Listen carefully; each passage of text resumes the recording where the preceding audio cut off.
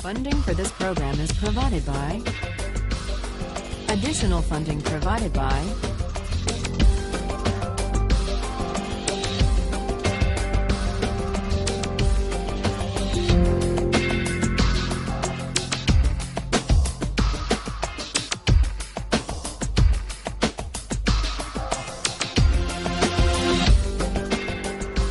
Last time we began by trying to navigate our way through Kant's moral theory.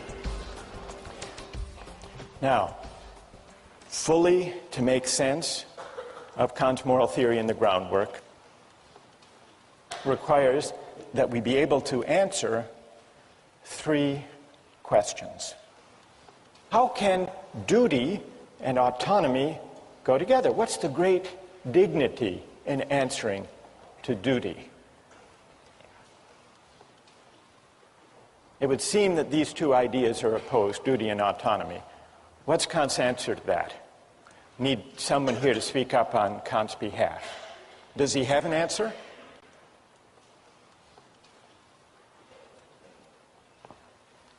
Yes, go ahead, stand up. Kant believes that you only act autonomously when you are pursuing something only in the name of duty and not because of your own circumstances, such as, like, you're only doing something good and moral if you're doing it because of duty and not because of something of your own personal gain. Now, why is that acting, what's your name? Mine is Matt. Matt, why is that acting out of freedom? I hear what you're saying about duty. You choose to accept those moral laws in yourself and they're not brought on from outside onto you. Okay, good. Because acting out of duty is following a moral law that you impose on yourself. That you impose on yourself. That's what makes duty compatible with freedom. Yeah. Okay, that's good, Matt. That is Kant's answer. That's great. Thank you. So, Kant's answer is, it is not insofar as I am subject to the law that I have dignity, but rather insofar as, with regard to that very same law, I'm the author, and I'm subordinated to that law on that grounds that I took it, as Matt just said, I took it upon myself. I willed that law. So that's why, for Kant, acting according to duty and acting freely, in the sense of autonomously, are one and the same. But that raises the question, how many moral laws are there? Because if dignity consists in being governed by a law that I give myself, what's to guarantee that my conscience will be the same as your conscience? Who has Kant's answer to that? Yes? Because a moral law is not contingent upon subjective conditions. It would transcend all particular differences between people, and so would be a universal law. And in this respect, there would only be one moral law, because it would be supreme. That's exactly right. What's your name? Kelly. Kelly. So, Kelly, Kant believes that if we choose freely, out of our own consciences, the moral law, we're guaranteed to come up with one and the same moral law. Yes. And that's because when I choose, it's not me, Michael Sandel, choosing. It's not you, Kelly, choosing for yourself. What is it exactly? Who's doing the choosing? Who's the subject? Who's the agent who's doing the choosing? Reason. Well, reason. Pure reason. Pure reason. And what you mean by pure reason is what exactly?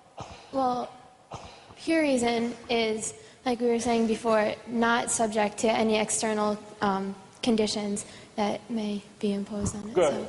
That's great. So the reason that does the willing, the reason that governs my will when I will the moral law, is the same reason that operates when you choose the moral law for yourself. And that's why it's possible to act autonomously, to choose for myself, for each of us to choose for ourselves as autonomous beings, and for all of us to wind up willing the same moral law, the categorical imperative. But then there is one big and very difficult question left. Even if you accept everything that Matt and Kelly have said so far, how is a categorical imperative possible? How is morality possible? To answer that question, Kant says we need to make a distinction. We need to make a distinction between two standpoints. Two standpoints from which we can make sense of our experience. Let me try to explain what he means by these two standpoints. As an object of experience, I belong to the sensible world. There, my actions are determined by the laws of nature and by the regularities of cause and effect. But as a subject of experience, I inhabit an intelligible world. Here, being independent of the laws of nature, I am capable of autonomy, capable of acting according to a law I give myself. Now, Kant says that only from this second standpoint can I regard myself as free. For to be independent of determination by causes in the sensible world is to be free. If I were wholly an empirical being, as the utilitarians assume, if I were a being wholly and only subject to the deliverances of my senses, to pain and pleasure and hunger and thirst and appetite, if that's all there were to humanity,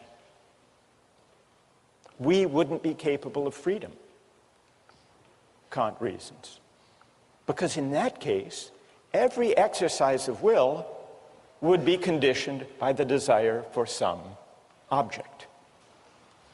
In that case, all choice would be heteronymous choice, governed by the pursuit of some external end. When we think of ourselves as free, Kant writes, we transfer ourselves into the intelligible world as members and recognize the autonomy of the will. That's the idea of the two standpoints.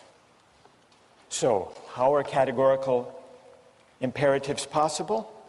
Only because the idea of freedom makes me a member of an intelligible world. Now, Kant admits we aren't only rational beings. We don't only inhabit the intelligible world, the realm of freedom. If we did,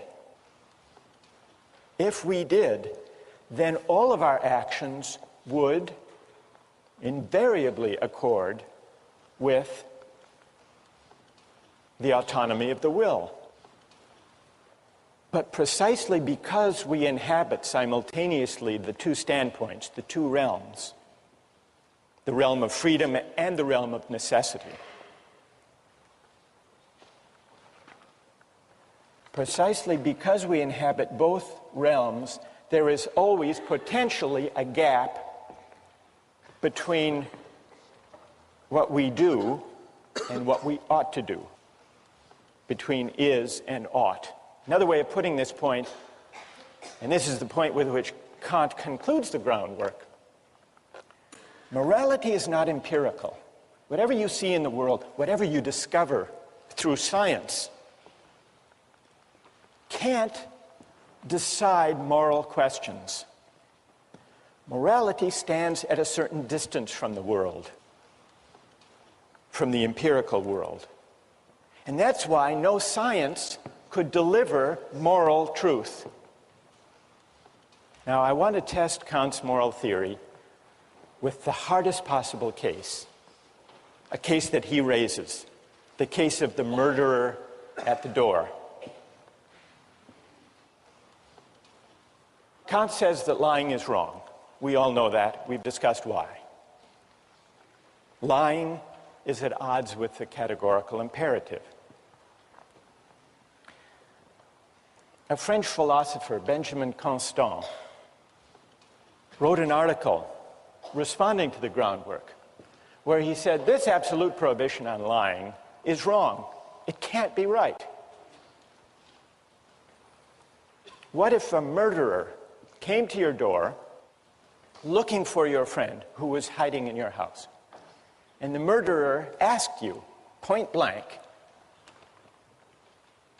is your friend in your house? Constant says it would be crazy to say that the moral thing to do in that case is to tell the truth. Constant says the murderer certainly doesn't deserve the truth. And Kant wrote a reply. And Kant stuck by his principle that lying even to the murderer at the door is wrong. And the reason it's wrong, he said, is once you start taking consequences into account to carve out exceptions to the categorical imperative, you've given up the whole moral framework. You've become a consequentialist, or maybe a rule utilitarian. But most of you, and most of Kant's readers, think there's something odd and implausible about this answer. I would like to try to defend Kant on this point, and then I want to see whether you think that my defense is plausible. And I would want to defend him within the spirit of his own account of morality. Imagine that someone comes to your door. You were asked the question by this murderer. You're hiding your friend. Is there a way that you could avoid telling a lie without selling out your friend? Does anyone have an idea of how you might be able to do that? Yes, stand up. I was just going to say, if I were to let my friend in my house to hide in the first place, I'd probably make a plan with them. So I'd be like, hey, I'll tell the murderer you're here, but escape. And that's one of the options mentioned. So. But I'm not sure that's a Kantian option. You're still lying, though. No, because he's in the house, but he won't be. Oh, I see. All right, good enough. One more try. If you just say you don't know where he is because he might not be locked in the closet, he might have left the closet, you have no clue where he could be. So you would say, I don't know, which wouldn't actually be a lie because you weren't at that very moment looking in the closet. Exactly. So it would be, strictly speaking, true. Yes. And yet possibly deceiving. Misleading. But still true. What's your name? John. John. All right, John has... now, John may be onto something. John, you're really offering us the option of a clever evasion that is, strictly speaking, true. This raises the question whether there is a moral difference between an outright lie and a misleading truth.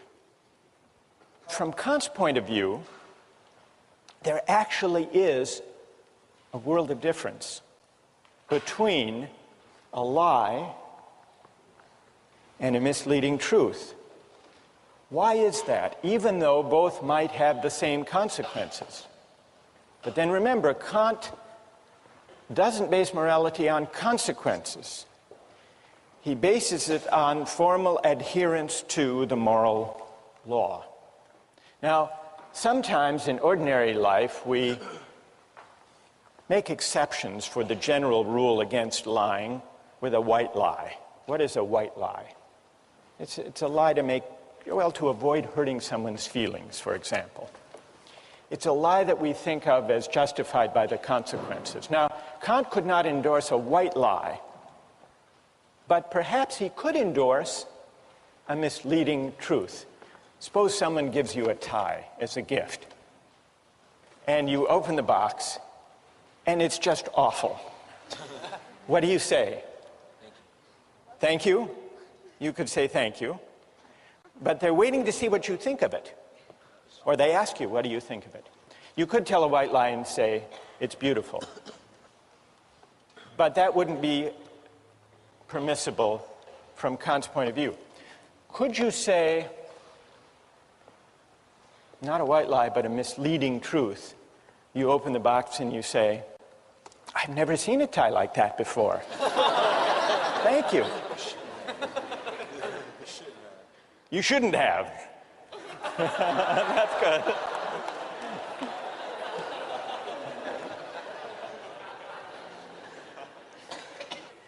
Can you think of a contemporary political leader who engaged?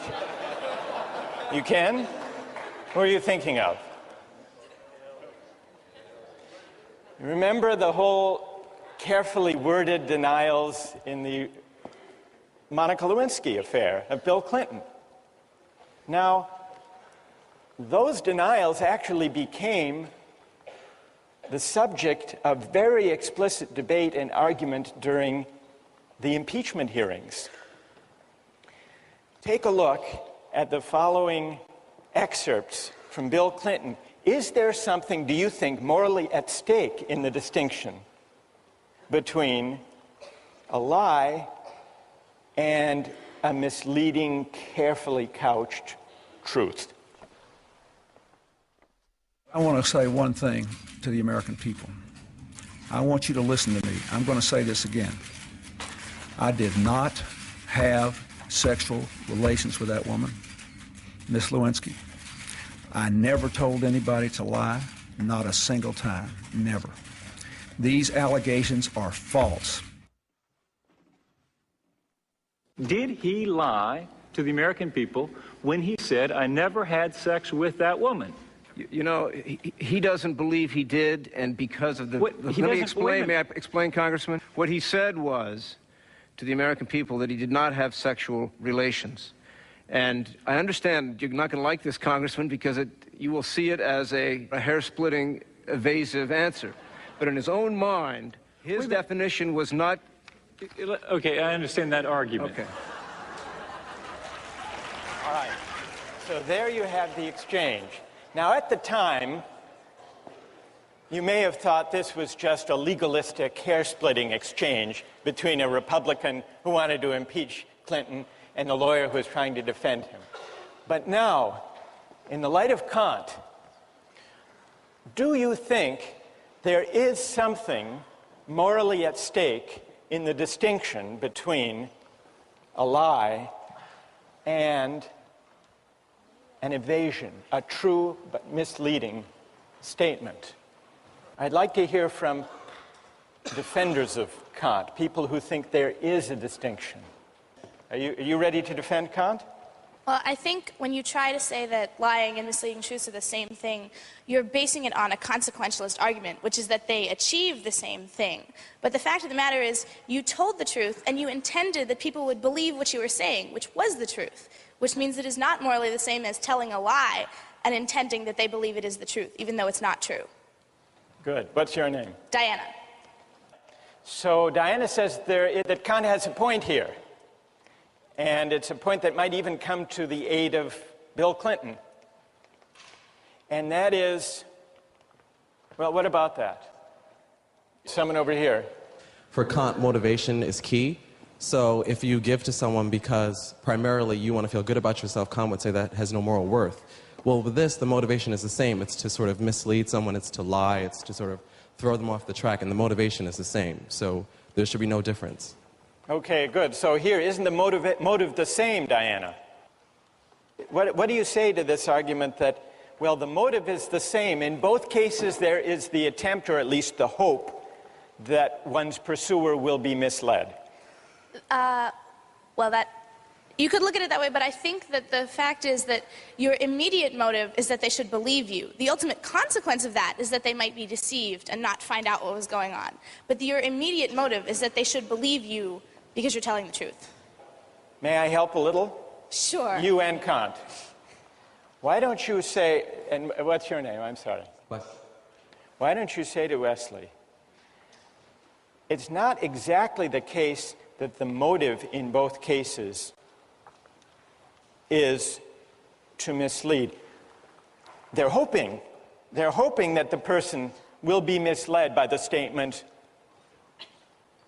I don't know where they are, or I never had sexual relations. You're hoping that they will be misled, but in the case where you're telling the truth, your motive is to mislead while at the same time telling the truth and honoring the moral law and staying within the bounds of the categorical imperative. I think Kant's answer would be, Diana, yes?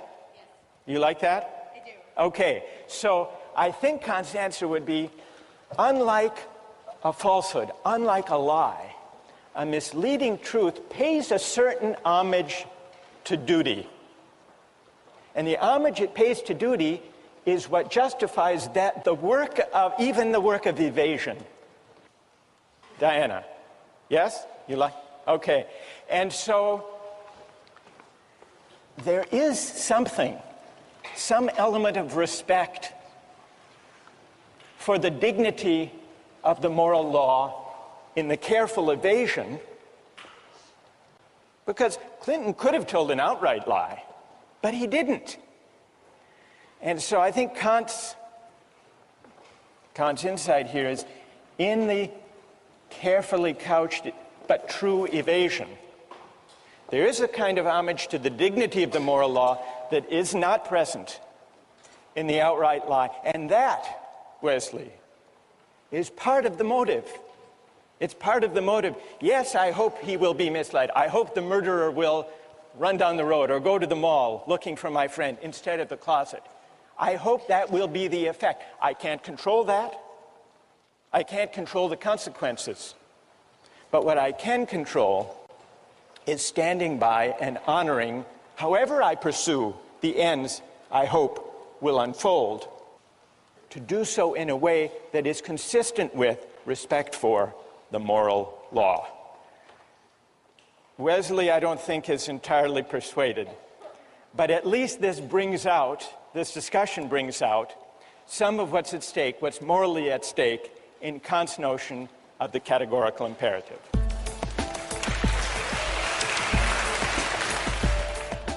As long as any effort is involved, I would say that the contract is valid and it should take effect. But why? What morally can you point to?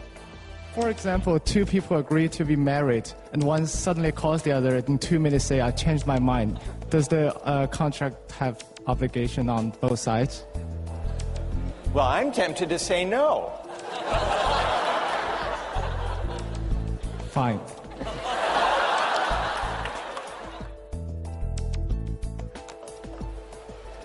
Last time we talked about Kant's categorical imperative, and we considered the way he applied the idea of the categorical imperative to the case of lying.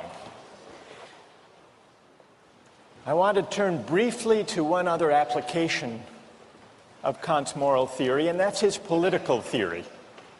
Now, Kant says that just laws arise from a certain kind of social contract. But this contract, he tells us, is of an exceptional nature. What makes the contract exceptional is that it's not an actual contract that happens when people come together and try to figure out what the Constitution should be. Kant points out that the contract that generates justice is what he calls an idea of reason. It's not an actual contract among actual men and women gathered in a constitutional convention. Why not? I think Kant's reason is that actual men and women gathered in a real constitutional convention would have different interests, values, aims, and there would also be differences of bargaining power and differences of knowledge among them. And so the laws that would result from their deliberations wouldn't necessarily be just, wouldn't necessarily conform to principles of right, but would simply reflect the differences of bargaining power, the special interests, the fact that some might know more than others about law or about politics. So Kant says a contract that generates principles of right is merely an idea of reason, but it has undoubted practical reality, because it can oblige every legislator to frame his laws in such a way that they could have been produced by the united will of the whole nation. So Kant is a contractarian, but he doesn't trace the origin or the rightness of law to any actual social contract. This gives rise to an obvious question. What is the moral force of a hypothetical contract, a contract that never happened? That's the question we take up today. But in order to investigate it, we need to turn to a modern philosopher, John Rawls, who worked out in his book, A Theory of Justice, in great detail, an account of a hypothetical agreement as the basis for justice. Rawls's theory of justice, in broad outline, is parallel to Kant's in two important respects. Like Kant, Rawls was a critic of utilitarianism. Each person possesses an inviolability founded on justice, Rawls writes, that even the welfare of society as a whole cannot override. The rights secured by justice are not subject to political bargaining or to the calculus of social interests. The second respect in which Rawls's theory follows Kant's is on the idea that principles of justice, properly understood, can be derived from a hypothetical social contract, not an actual one.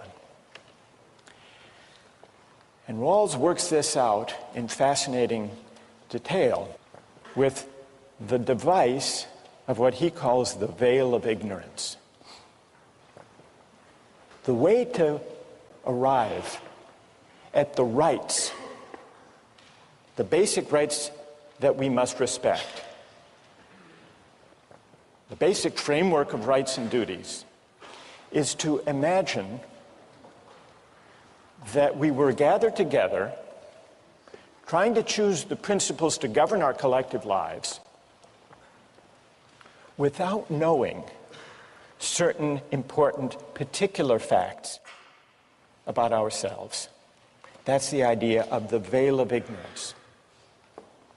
Now, what would happen if we gathered together, just as we are here, and tried to come up with principles of justice to govern our collective life? There would be a cacophony of proposals, of suggestions, reflecting people's different interests. Some are strong, some are weak. Some are rich, some are poor. So Rawls says, imagine instead that we are gathered in an original position of equality. And what assures the equality is the veil of ignorance. Imagine that we are all behind a veil of ignorance which temporarily abstracts from or brackets, hides from us who in particular we are. Our race, our class, our place in society, our strengths, our weaknesses, whether we're healthy or unhealthy. Then, and only then, Rawls says, the principles we would agree to would be principles of justice. That's how the hypothetical contract works. What is the moral force of this kind of hypothetical agreement? Is it stronger or weaker than a real agreement, an actual social contract?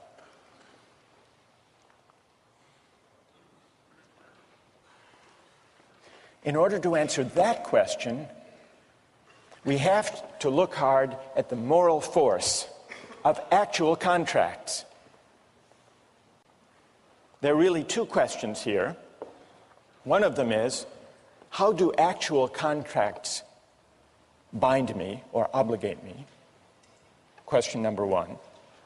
And question number 2, how do actual, real-life contracts justify the terms that they produce?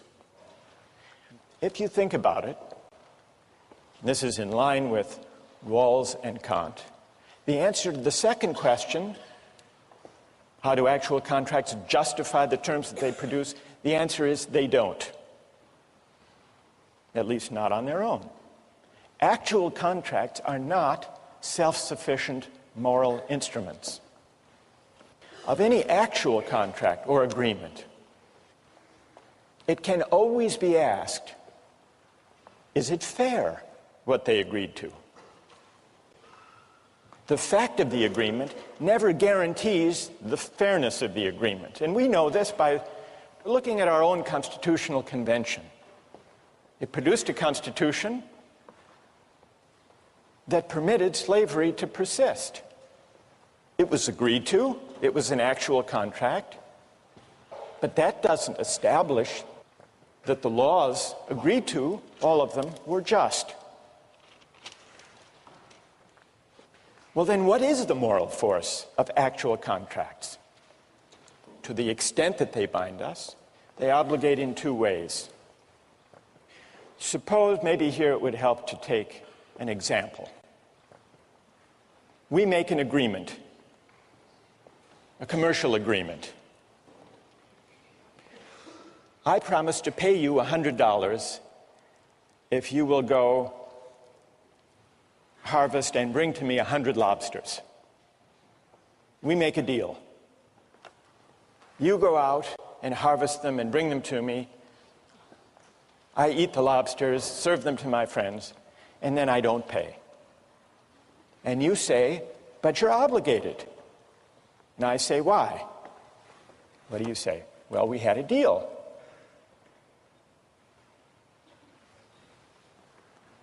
And you benefited. You ate all those lobsters. Well, that's a pretty strong argument. It's an argument that depends, though, on the fact that I benefited from your labor. So, contracts sometimes bind us insofar as they are instruments of mutual benefit. I ate the lobsters, I owe you the $100 for having gathered them. But suppose, now take a second case, we make this deal, I'll pay you $100 for 100 lobsters, and 2 minutes later, before you've gone to any work, I call you back and say, I've changed my mind. Now, there's no benefit, there's no work on your part, so there's no element of reciprocal exchange. What about in that case? Do I still owe you? Merely in virtue of the fact that we had an agreement? Who says, those of you who say, yes, I still owe you? Why? Okay, stand up. Why do I owe you? I call you back. After 2 minutes, you haven't done any work. I think I spent the time and effort in drafting this contract with you, and also have emotional expectation that I'll go through the work. So you took time to draft the contract, but we did it very quickly. We just chatted on the phone. That wouldn't be a formal form of contract, though. Well, I faxed it to you. It only took a minute.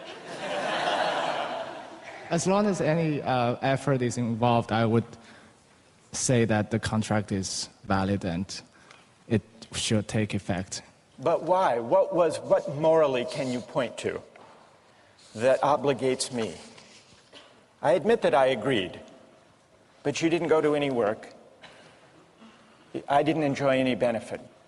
Because one might mentally go through all the work of harvesting the lobsters. You mentally went through the work of harvesting the lobsters. That's nothing, is it? It's not much. Is it worth $100 that you were imagining yourself going and collecting lobsters? It may not worth $100, but it may worth something to some people. All right, I'll give you $1 for it, for that. But so you're still pointing, what's interesting, you're still pointing to the reciprocal dimension of contracts. You did or imagined that you did or looked forward to doing something on my behalf. For example, two people agree to be married, and one suddenly calls the other in 2 minutes say, I changed my mind. Does the contract have obligation on both sides? Nobody has paid any work, or nobody has benefited yet. Well, I'm tempted to say no. Fine.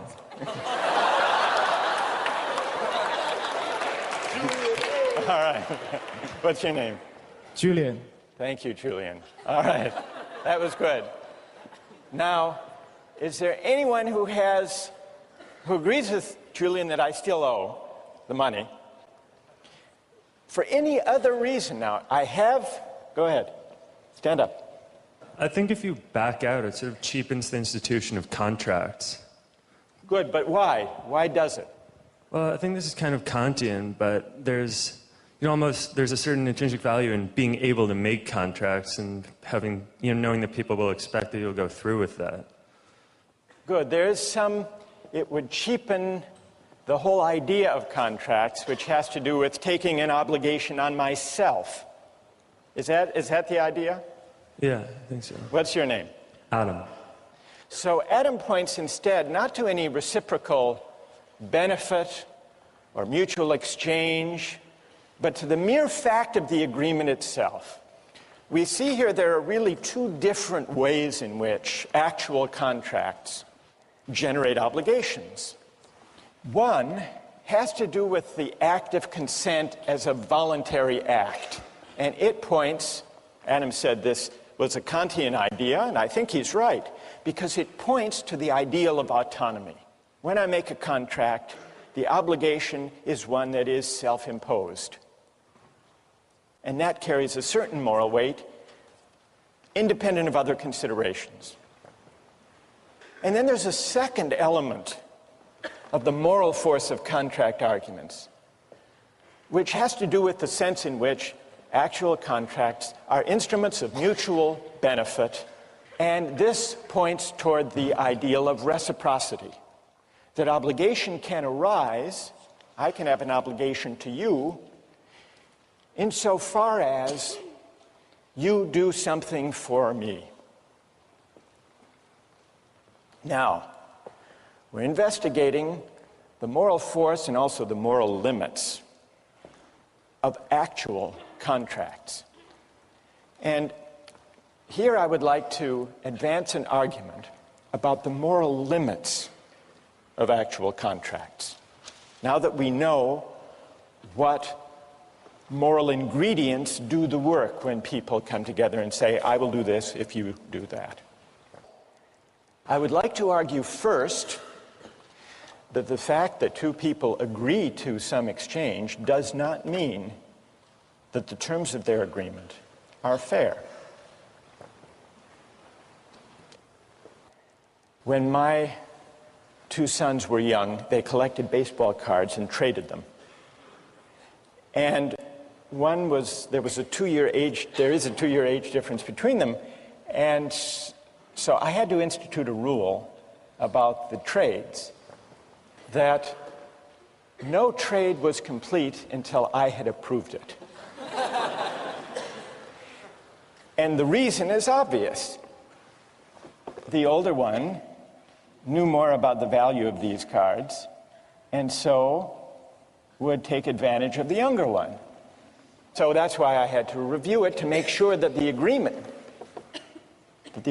were fair. Now you may say, well, this is paternalism.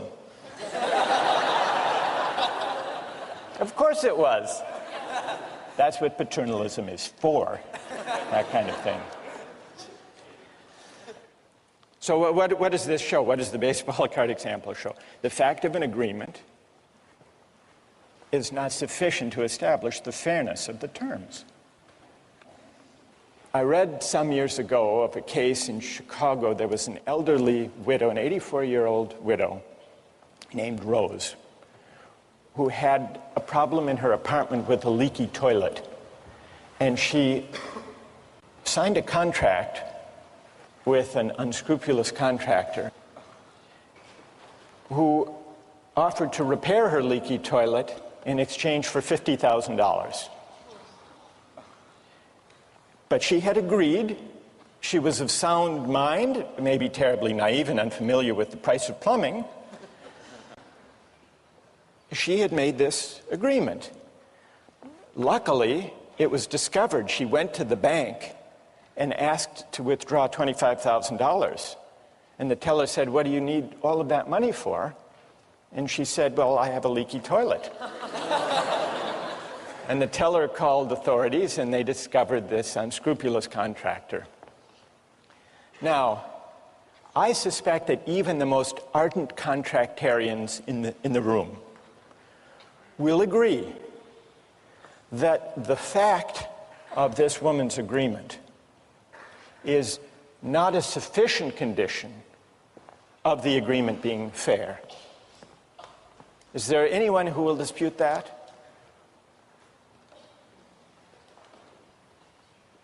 No one. Am I missing anyone? Alex, where are you? Where are you? So maybe there's no dispute then to my first claim that an actual agreement is not necessary to it's not a sufficient condition of there being an obligation. I want to now make a stronger, maybe more controversial claim about the moral limits of actual contracts, that a contract or an act of consent is not only not sufficient, but it's not even a necessary condition of there being an obligation. And the idea here is that if there is reciprocity, if there is an exchange, then a receipt of benefits, there can be an obligation even without an act of consent. One great example of this involves the 18th century philosopher, the Scottish moral philosopher David Hume.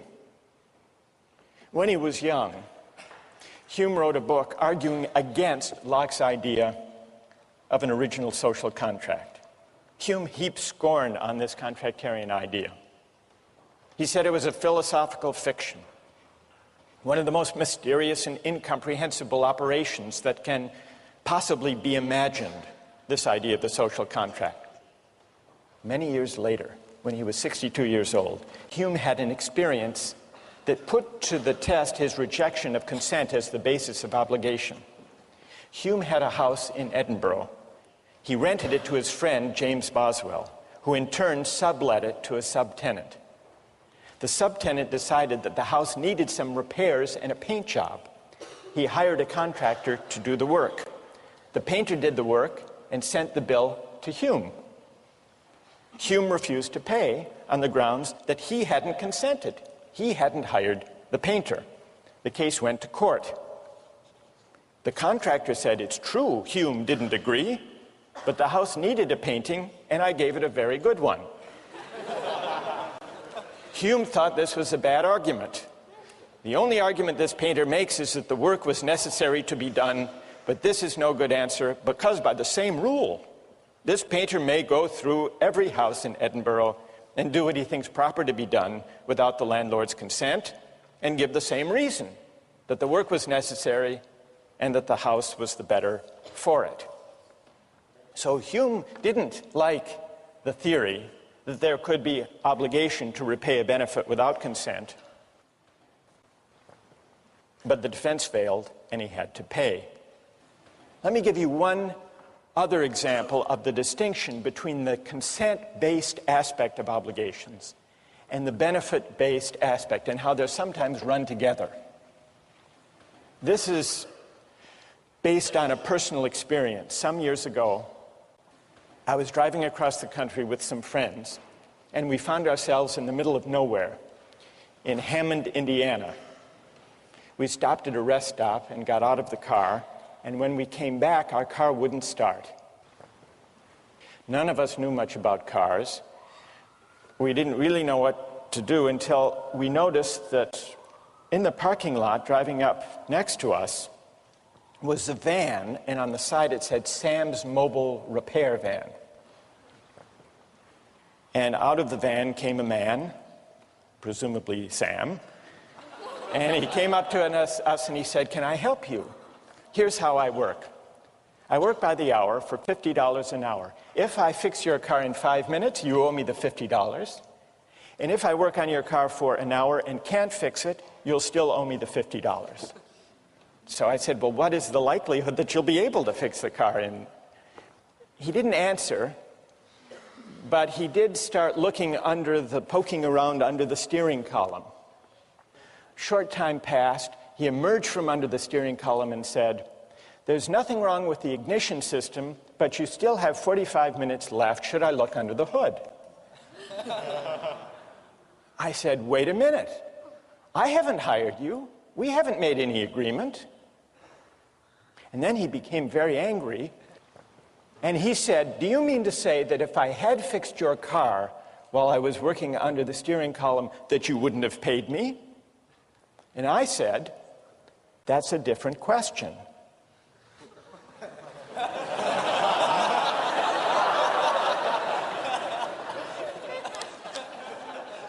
I didn't go into the distinction between consent-based and benefit-based obligations.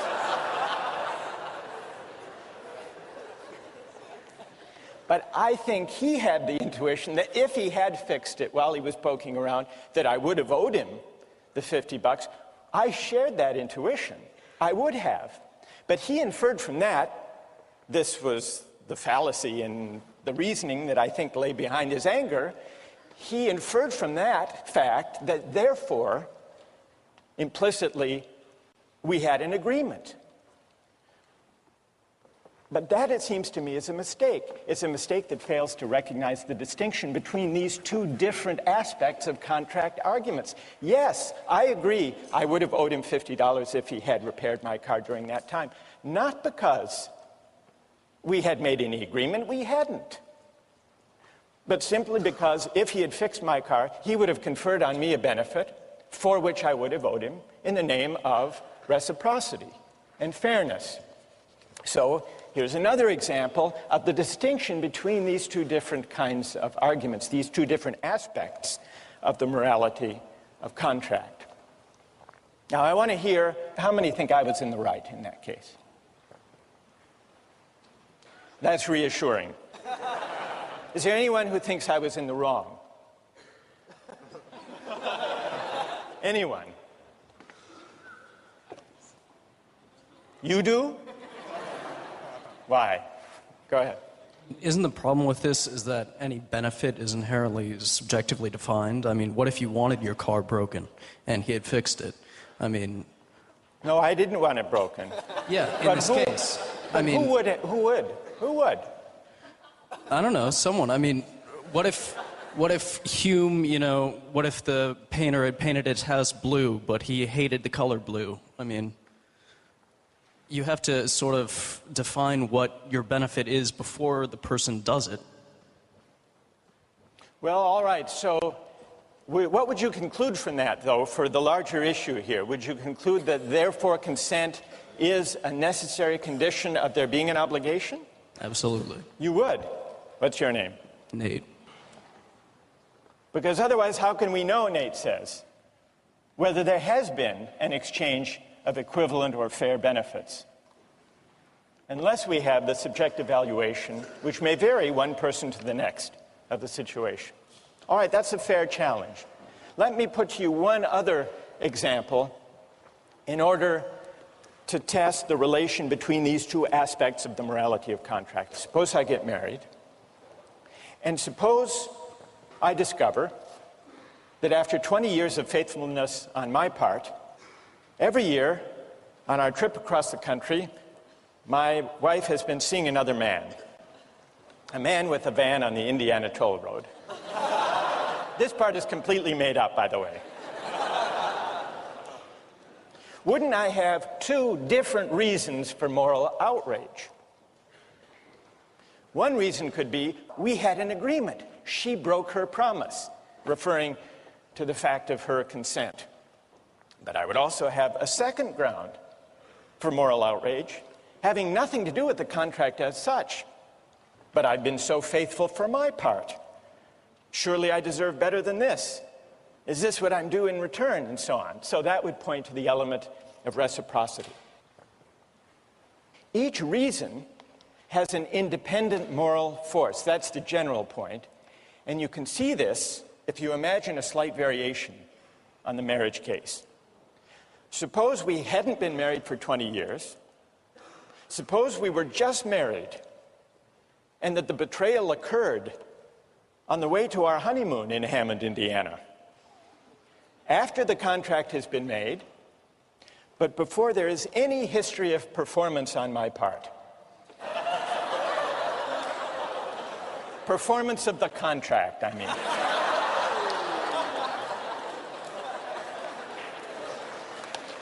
I would still, oh, come on. I would still, with Julian, I'd be able to say, but you promised. You promised. That would isolate the pure element of consent, right? Where there were no benefit, never mind. You get the idea.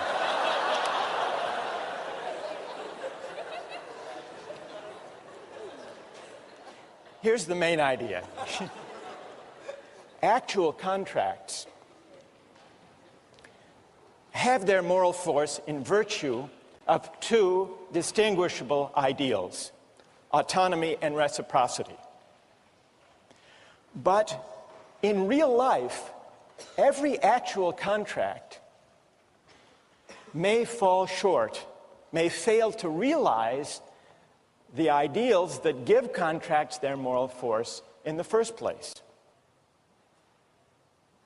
The ideal of autonomy may not be realized because there may be a difference in the bargaining power of the parties. The ideal of reciprocity may not be realized because there may be a difference of knowledge between the parties. And so they may misidentify what really counts as having equivalent value. Now, suppose you were to imagine a contract where the ideals of autonomy and of reciprocity were not subject to contingency, but were guaranteed to be realized. What kind of contract would that have to be? Imagine a contract among parties who were equal in power and knowledge rather than unequal, who were identically situated rather than differently situated.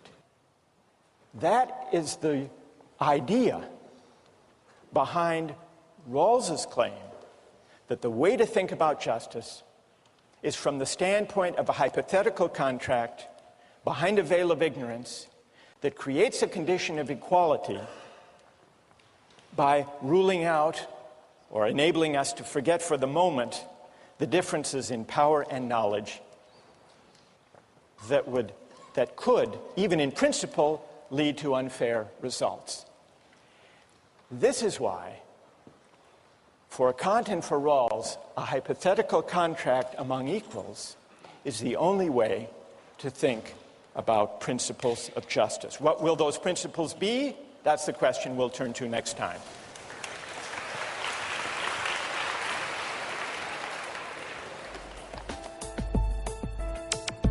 Don't miss the chance to interact online with other viewers of Justice.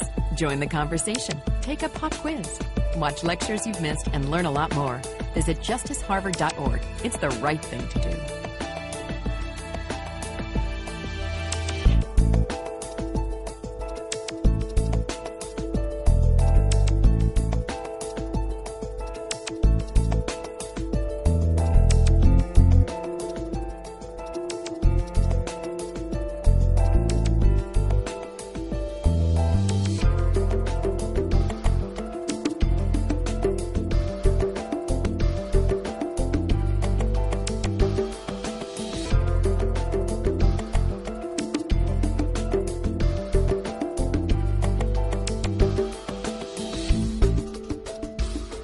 Funding for this program is provided by... Additional funding provided by